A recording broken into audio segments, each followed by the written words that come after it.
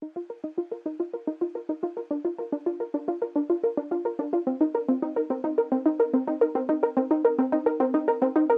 my name is Rachael Roberts, and in this video I want to look at why and how getting students to work together in pairs or small groups can be much more differentiation friendly. More traditional teacher-fronted teaching makes it quite difficult to deal with individual differences. If you put students of a similar level in a group together, it is easier to provide them with materials at the right level of challenge. This can help to build confidence. However, this approach should not be used too often. Students may start to feel that they are being labelled as better or worse, which could lead to demotivation. An alternative is to put together students of different levels. The advantage of this approach is that the stronger students can help the less confident ones. This can reinforce learning for both. The problem with this approach can be that the stronger students start to feel that they are not learning enough, and the less confident students lose even more confidence.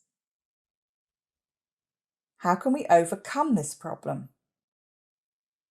Make it clear that everyone has something to offer. For example, the students whose language is weaker may have better ideas. Give specific roles within the group. Ask more talkative students to simply listen and take notes. They can then give feedback to the other students afterwards. Put students into groups for other reasons than their language level. For example, according to the topic they are most interested in. This will give them a real reason to want to communicate and encourage even less confident students to try.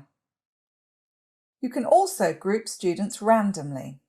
This is likely to naturally provide a mixed ability group without this being as obvious to the students themselves. There are lots of fun ways to quickly and easily create groups. One of the simplest ways is to give each student a number, say 1 to 5, and then ask them to find all the other 1s, 2s, and so on. Ask a simple question. For example, what's your favourite animal? Students get into alphabetical order based on the first letter of that answer.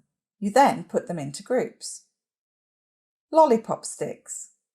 The teacher keeps a pot of wooden sticks with the students' names on them and pulls out groups randomly. Of course, this can also be done using an app. Teachers sometimes avoid group work because they feel it will be easier to control the class from the front. However, too much teacher-fronted time is likely to cause more discipline problems because the most and least able students may be bored and switch off.